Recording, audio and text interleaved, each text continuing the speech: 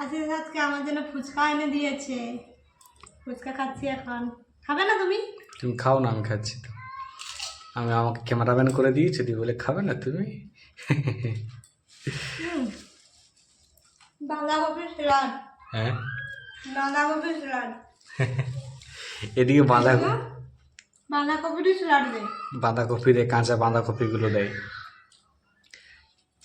যাই দিক না কেন, যদি স্যালাডে দেয় না, বাঁধাকপির স্যালাড পাবে। দিয়ে বিরিয়ানি খেলেও বাঁধাকপির স্যালাড, ফুচকা খেলেও বিরিয়ানির স্যালাড, মানে যে কোনো খাবারে যদি স্যালাড থাকে তার সাথে, এইটা ছাড়া আলাদা কিছু পাবে না।